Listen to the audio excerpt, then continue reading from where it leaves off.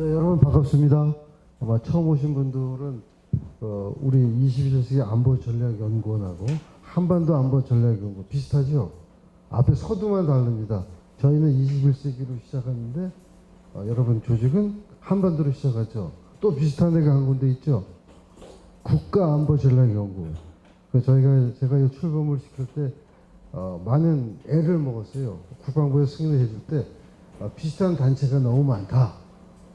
그래서 그건 맞을 수밖에 없죠. 뭐 다종가기한 단체가 존재할수록 국가안보의식이 고취되는 거니까. 그래서 이거 보니까 제가 느낀 소감은 일단은 공익 활동 아니겠습니까? 근데 너무 전문적으로 들어가시는 것 같아요.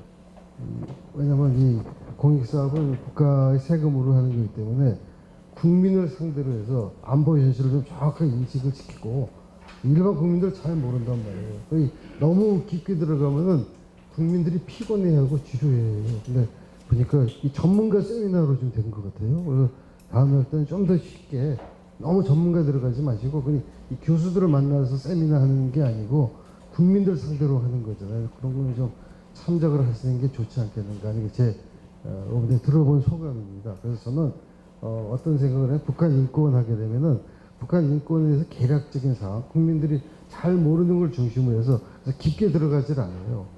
어느 정도 들어갔다 나와야지. 물도 깊은 데 들어가면 잘못하면 빠져 죽을 수 있죠. 익사할 수 있죠. 그러니까 어느 정도 들어갔다 나와서 계속 이렇게 하는 게 제가 볼 때는 요령인 것 같아요. 그리고 이 공익사업의 취지인 것 같고 제가 잠깐 첨언을 했습니다. 그래서 저는 북한 인권에서 사실은 북한 인권 문제는 여러분들도 잘 아시겠지만 지난 정부와 현 정부를 대비할 때 아주 큰 차별성이 있는 문제입니다. 그러니까 문재인 정권 하에서는 인권, 휴먼 라이트는 완전히 소외된 거죠. 그리고 북한과 접촉을 하기 위해서 의도적인 성향을 굉장히 많이 보였던 게 바로 북한 인권 문제인데 어떻게 보면 동전의 양립처럼 동전의 앞면이 북한이 핵 문제라면은 그 북한 내부 문제는 바로 북한 인권 문제가 되겠습니다. 다행스럽게도 북한 인권 문제가 이 정부 들어와서 통일부 차원에서 아주 깊게 접근할 수 있는 그런 권한을 대통령이 준 거 아니겠습니까? 그래서 인권 문제는 굉장히 중요한 건데 사실 인권 문제 갖고도 문제가 굉장히 많죠. 예, 제가 좀 이따 설명을 드리겠지만 인권 문제가 통일부에서 금년 3월달에 처음으로 500여 명의 탈북자를 면담을 해갖고 인권 보고서를 방대하게 만들어냈어요. 근데 큰 문제가 뭐예요? 아주 면피를 하려고 여러분들이 책 같은 데 보면은 특히 월간지 같은 데 보면은 본지에 게재된 글이나 이것은 우리 이 공식 입장이 아닙니다. 면피하는 거 아니에요. 월간지 같은 잡지들은 그럴 수 있지만 정부기관에서 이른바 카드라 아니에요, 카드라. 이탈 주민을 만나서 면담을 해보니까 인권 실상에 이렇게 하더라. 우리가 책임지는 건 아니다. 면피라니까 그걸 갖고 아마 대통령실에서도 상당히 노했던 것 같아요.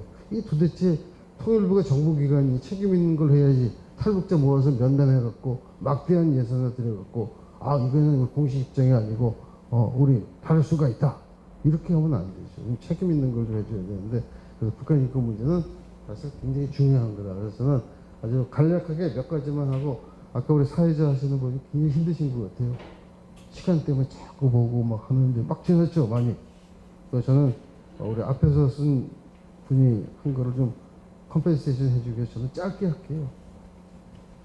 뭐 제가 이력인데 이건 별거 없고 이건 여러분들 잘 아시죠? 그 공통점이 뭐예요? 여러 가지 많죠. 생김새가 비슷한데 두 사람은 안경을 썼는데 한 사람은 아직 안경 썼는데 아직 젊잖아요. 그러니까 지금 뭐 안경 쓰는 모습도 나오죠. 3대 세습 이건 뭐 전무후무한 여러분들이 너무나 잘 아시는 거니까 이 지구상의 현대 사회에서는 이런 3대 세습 체제를 유지하는 국가가 거의 없는 거죠. 3대 세습도 질적인 측면에서는 하는 국가들이 있죠. 3대가 4대도 하는 국가들이 있지만 질적인 측면에서 북한과 같은 3대 세습 체제를 택하고 있는 국가는 없다고 봐도 과언이 아니죠. 자, 그래서 이게 핵미사일의 기술이 고도화되고 유럽까지 발전한다. 이 ICBM 아니겠어요?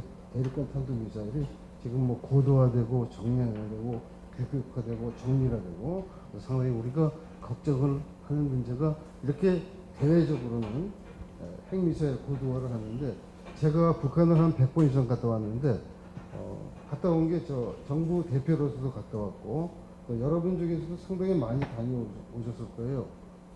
황 원장님도 오셨네.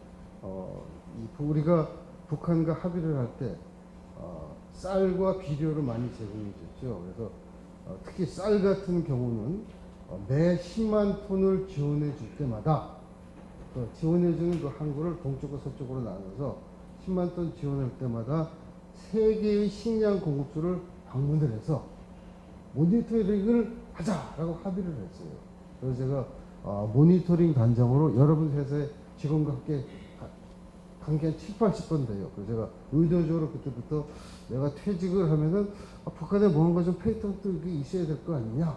그래서 북한 지역을 많이 돌아본 사람으로 내가 한번 전문가로서 한번 해보자 하는 그런 의도가 있었죠. 그래서 북측에서는 크게 동쪽을 하게 되면 여러분이 지도를 한번 그려보시면은 원산항을 개방을 했죠.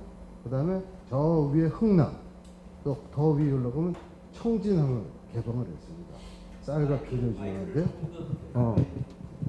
쌀과 비료 지원할 때, 그 외에 뭐 금강산은 장전항인데 빼버리고, 그 다음에 동쪽으로 오게 되면은 해주, 남포, 송림 이 세 군데를 개방을 했죠. 제가 그 세 군데를 많이 간 데는 한 7번, 한 3, 4번씩은 다 갔다 왔어요. 그래서 아마 대한민국 공무원 출신으로서는 제가 모니터링 단장으로서는 가장 많이 다녀온 사람이 아닌가 이렇게 여러분들이 봐주셔도 될 것 같아요. 그래서 거기 가서 보게 되면은 북한 인민들에 대한 이 조그맣게 얘기했던 3대 세습자 김일성, 김정일, 김정은이는 철학이 대인관이라 인간관이죠. 이게 뚜렷한 것 같아요. 여러분 아시겠죠? 우리 회장님은 소개장님 잘 아시겠지만 이 3대 세습자 뇌리 속에는 인간이란 존재, 북한 인민이겠죠. 인간이란 존재는 배부르면 딴 생각을 한다. 이렇게 생각하는 거예요. 그래서 죽지 않게끔 자기네 말을 셰퍼드에게 우리가 먹이를 주듯이 죽지 않을 만큼 배부르면 딴 생각하게 되잖아요. 배부르면 눕고 싶고 누우면 자고 이 너무나 잘 알기 때문에 세습 체제를 유지하기 위해서는 적당한 선에 의도적으로 하는 것 같아요. 그러니까 이런 사람들이 이런 독재자들이 우리 생각하는 인권 문제는 전혀 차원이 다른 거죠. 그래서 그런 측면에서 인권도 접근하는 것 같습니다. 자, 북한은 지상낙원이요. 참 이게 뭐 너무나 많이 나온 거죠. 여러분들 지금 요즘 보면은 탈북자가 3만 4천 명이 채 안 돼요. 근데 이 탈북자들 중에 상당수가 이제 대공 용의점이 있는 사람이 있는 것 같아요. 그래서 경찰에 지금 수사를 하고 있는데 이 사람들이 평소에는 항상 뭐 대한민국 자유민주주의하지만 어떤 특별한 계기에는 정반대되는 발언을 하고 그런 행태도 보이는 사람들이 있으니까 우리가 유심히 살펴봐야 될 것 같습니다. 이 사람들이 선동하는 거 아까 말씀하셨죠. 광주의 무슨 동상 거기하고도 좀 연계된 것 같은데 심증은 있는데 아직 물증은 없으니까 수사기가 기다려봐야 되겠죠. 그래서 북한은 지상낙원이다. 아니 찬양 이거는 실상은 지상낙원인가요? 가보니까 지상낙원은 낙원이죠. 왜? 우리가 영화를 볼 때 어떤 연출 장면을 볼 때 특정 장면은 낙원으로 이렇게 해놓으면 들어가면 낙원 같지만 사실은 전혀 아니죠. 그래서 제가 한번 갔을 때 평행을 갔는데 저런 적이 있었어요. 지금 외형적으로 여러분들이 촬영한 거 보면 뭐 60중, 70중 고층 건물이 굉장히 많은데 갔는데 그때 운전기사가 전날 뭘 잘못했는지 실수를 해갖고 이 대로변으로 들어가는 게 아니라 뒷골목을 한번 들어갔던 적이 있어요. 여름에. 뒷골목 들어가 보니까 겉에는 말짱한데 뒤에 가보니까 비닐 방막이라 그러죠. 유리창도 없고 비닐막인데 거기 보니까 막 분비물 같은 것도 떨어져 있고 그 친구가 아마 큰 처벌을 받았을 거예요. 그래서 이렇게 겉모습과 그 이면은 전혀 딴판이다. 그래서 지상낙원이라는 것은 외형적으로 보기만 그렇지 그 안에 조금만 들어가면 형편없다. 그래서 실상은 어떤가? 근데 참 답답하잖아요. 실상. 도대체 어떨까? 우리 가봤어요. 가봐도 모르죠. 제가 다니면서 어떤 사람이 그러더라고. 당신 그 북한을 많이 갔다 왔는데 왜 북한에는 공동묘지나 무덤이 보이지 않느냐 그래요. 어떻게 생각하세요, 사회자님은? 그러니까 그게 우리가 겉모습만 보는 거죠. 우리가 가면은 외국인들이 가면은 묘지 있는 데를 안 보여주는 거예요. 그러니까 우리는 겉모습만 보니까 북한은 이상하게 무덤이 없네. 실제 보면 무덤이 외국인들 접하지 못하는데 집단 무덤이 있는 거예요. 그러니까 보여주는 대로만 보니까 실상은 파악하기가 어렵죠. 그래서 실상은 사실 탈북자들이 와서 진실되게 해줘야 되는데 얘들이 고무풍선이잖아요. 자기 주가를 올리기 위해서 실상 그대로 얘기를 하지 않고 자꾸 여러 가지를 많이 데코레이션 시켜갖고 하니까 실상과는 거리가 먼데 북한의 인권도 그런 것이 아니다. 그렇게 하면 우리가 분석적 시각에서 봐야 될 것 같아요. 왜냐하면 자기 주가를 올리기 위해서 고문을 따기를 한 대 맞았는데 따기 정도가 아니라 뭐 온갖 고문을 당했다. 이렇게 의도적으로도 할 수 있으니까 그런 점을 놓치지 말아야 됐다. 여기 보게 되면 인권 대통령, 평화통일 외치면서 북한 인권 쭉 내가 해놨는데 이건 별 중요한 게 아니에요. 지금 맨 위 상단 우측에 있는 사진 알죠? 내가 며칠 전에 보니까 저 사진을 갖고 그때 북한 사람들을 인도한 실무 책임자가 누구겠어요? 통일부의 모 국장인데 그 친구가 지금 하나원 원장으로 가 있대요. 유튜브에 그게 떴더라고요. 그 사람이 저 실무 책임자인데 그 사람이 어떻게 하나원 원장으로 가 있느냐. 이거는 유튜브에 난 거니까 여러분들 아셔도 돼요. 그래서 지금 그 친구는 아마 이번에 잘못하면 철직될 것 같아요. 대표적인 그래서 저런 것들 지금 우리 윤 정부하고 차원이 인권 문제 접근한 게 전혀 다르다 하는 거죠. 사람이 먼저다. 그렇죠. 겉으로는 이전 정권에서 사람이 먼저다 했지만 실제는 아니죠. 그래서 이 문재인 정부 인권 관련해서 쫙 알죠. 북한 인권 여기서도 큰 문제가 하나 있는 게 뭐가 있냐면은 문재인 정부가 들어서면서 북한 인권 기록센터에서 북한 인권 문제를 자기가 예산을 많이 쓰겠다 해놓고 전문적으로 북한 인권 문제를 다뤄왔던 민간 연구소를 완전히 없애버리고 통일부에다 인권 기록센터를 설치를 했어요. 그래서 내부적으로 문제가 상당히 많이 일고 있다는 것도 잠시 팁으로 말씀을 드리고 그리고 맨 밑에 UN 북한 인권 결의안 계속 불참을 했잖아요. 현 정부 게 아니고 문재인 정부 거니까 참고를 하시고 시계가 없어서 좀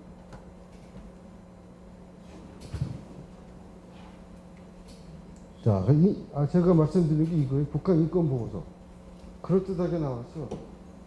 근데 내용이 100% 우리가 신뢰할 수 없고 통일부 입장도 한발 이렇게 이걸 보고 대통령이 진노했다는 것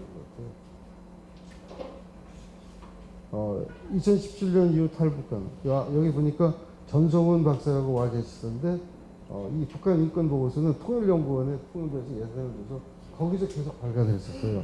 근데 문재인 정권 들어오고 나서 통일부에서 처음 발간한 거죠. 인권부 첫 공개는 정부 차원에서 첫 공개했다는 얘기입니다. 연구기관이 아니고 실상이 낱낱이 드러나야 되는데 이게 낱낱이 드러나는 게 아니죠. 그래서 문제가 있는 거고 이게 그냥 카더라예요. 카더라. 실제 이랬는지 100% 이걸 우리 확신을 할 수 없고 카더라. 탈북자들 면담해 보니까 그렇게 하더라. 이렇게 그래서 100% 신뢰하기가 어렵지만 그래도 아니 땐 굴뚝에 연기가 나겠어요. 그러니까 어느 정도 신뢰는 가지만 100% 신뢰할 수는 없다는 거죠. 정부가 북한 주민의 인권 침해 실태를 기록한 북한 인권 보고서를 처음으로 일반에 공개했습니다. 상상하기 어려울 정도의 인권 침해 사례들이 담겼습니다. 안정식 북한 전문 기자가 보도합니다. 자, 통과할게요. 그래서 인권 보고서 대공개배경이 쭉 나와 있죠. 이런 자료집에 있으니까 자료집을 보시면 될 것 같고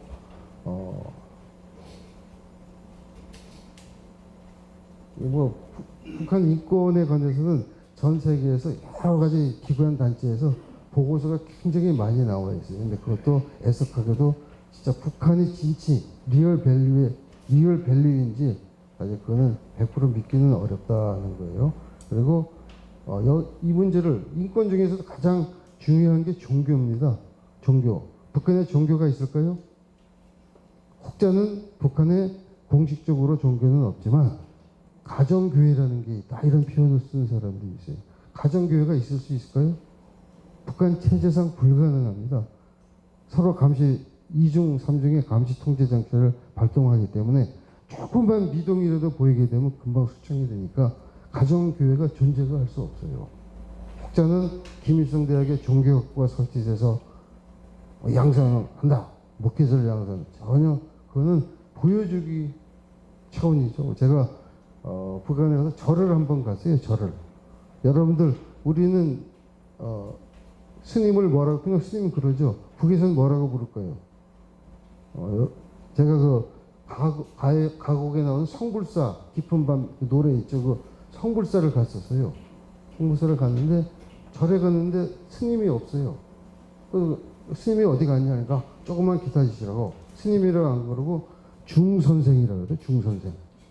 그 중선생이 한 1시간 있다 왔는데 머리도 길렀고 콧수염도 길렀고 그리고 중선생하고 대웅전 있죠. 가장 중요한데 대웅전을 찾는 사람이 없으니까 먼지가 잔뜩 낀 그거를 열고 거기서 대웅전에서 담배 같이 피웠던 기억이 있어요. 그러니까 그거는 전혀 또 뭐 어떤 사람은 장충성당 봉수교회 가갖고 뭐 거기도 목사가 있고 신부가 있고 신도가 전혀 다 100% 동원된 겁니다. 그래서 종교는 외형적으로만 종교의 자유를 인정하는 것처럼 규정을 하고 있지만 실제는 종교라는 게 있을 수 없다. 종교 있긴 있죠. 뭐가 있을까요? 김일성 교가 있잖아요. 그렇게 여러분들 이해를 하시면 될 것 같고요. 자, 이것도 한번 볼까요? 미국 의회가 설립한 연방기관이 북한을 특별 우려국으로 다시 지정할 것을 행정당국에 권고했습니다. 20년 넘게 특별 우려국이 될 상황인데요. 올해도 북한의 종교 자유 수준은 세계 최악으로 규정했습니다. 자, 보도에 김기현. 자, 그래서 북한의 인권관 뭐 많이 나오는 얘기입니다. 북한에서는 자기네들이야말로 이 지구상에 존재하는 인권을 가장 존중하는 국가 중에 하나다. 이렇게 설명을 하고 있어요. 왜냐하면 북한에서는 문화적 상대주의라는 개념을 적용을 하고 있어요.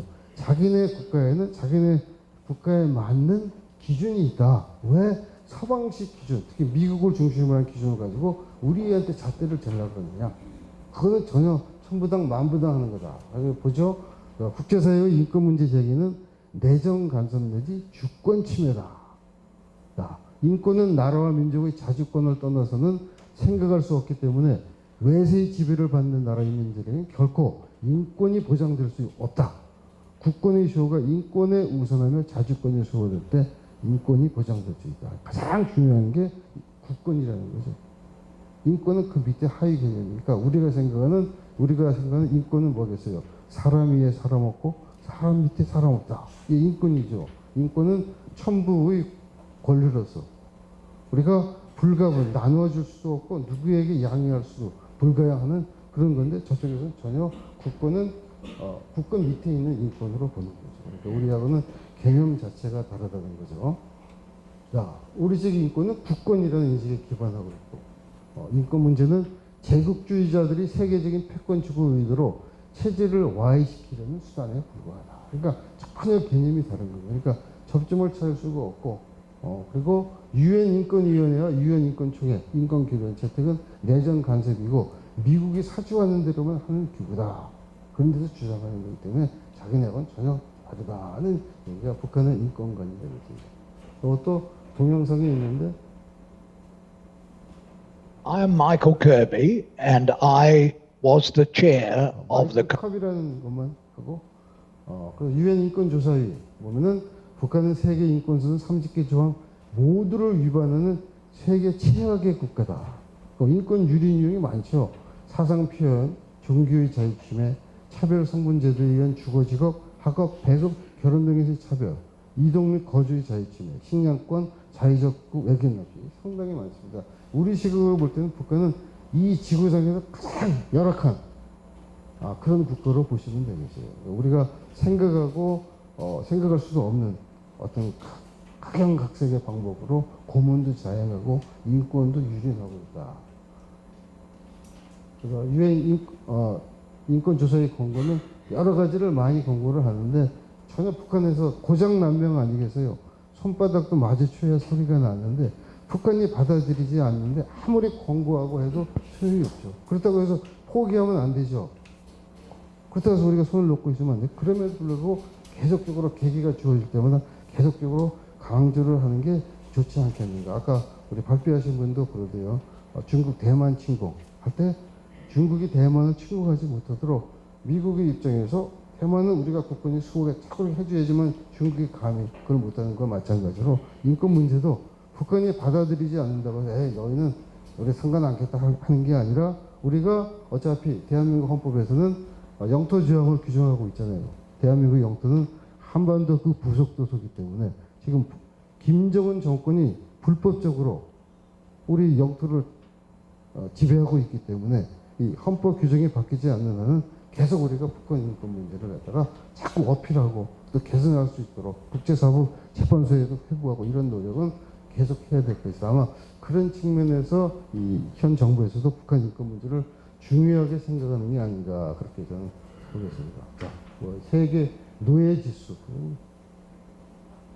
자, 여기도 뭐 정치범 수용소. 뭐 대략 그래서 북한 인권 개선 시급한 과제고 적극 중의 행위 절대로 필요하지만 지금 우리가 놓치는 게 하나 있어요. 독일에 갔다 오신 분은 알겠지만 독일에 가면 자즈 기티라고 있잖아요. 그래서 국립공문서 보관소인데 지금 우리가 하는 것은 탈북자들 데려다가 야, 너 어떻게 어디서 언제 어떻게 고문을 당했냐? 고문한 거 만화 그림으로 그려봐라. 뭐 이런 식으로 해서 자꾸 인권을 실상을 조사를 하는데 여기서 그치지 말고 이 짤스 키티처럼 당신을 고문하고 조사하는 사람이 누구냐? 아는 대로 좀 대라. 그래서 그 명단을 좀 입수를 해야 돼요. 그래야지만 그 친구들도 야, 내가 이렇게 무자비한 고문을 하다가 이게 만약 통일이 되면 내가 벌 받겠다. 그럼 정도가 줄어들고. 근데 그거는 별로 안 하고 어떻게 고문당했냐, 어디서 당했냐 이런 것만 하지 말고 실제 네가 너를 고문한 사람이 누구냐, 그 사람이 고의성이냐 뭐 이런 것 쭉 알아갖고 나이는 몇 살이고 이름은 뭐라 그러냐 이게 좀 이렇게 기록을 해야 되는데 그걸 전혀 없단 말이에요. 그래서 그런 거를 조사하는데 우리가 역점을 둬야 될 것이고 뭐 통일부 보니까 요번에 한 100명 정도 줄이는데 그러면 인권 문제를 강화하겠다 그러는데 인권 문제는 글쎄 통일부에서 해야 되는 게 좋을지 모르겠어요. 그것도 한번 원초적으로 인권 문제는 아까 짤스키티 얘기를 했으니까 범죄 행위 아니겠어요? 고문 행위가 그러니까 법무부로 가든가 아니면 탈북민들을 통할적으로 할 수 있는 탈북민이 우리 대한민국 새로운 국민을 생활하니까 행정안전부로 이관하는 문제 이런 것들도 원초적으로 해야지 통일부에다 자꾸 줘봤자 맨날 카더라 이게 의미 없잖아요. 그럼 실질적으로 인권 개선이 안 돼요. 그런 문제도 종합적으로 검토해서 우리 송 회장님이 그런 보고서 한번 해서 건의 한번 해보시죠. 저는 그래서 이걸로 그냥 간단히 마치겠습니다. 고맙습니다.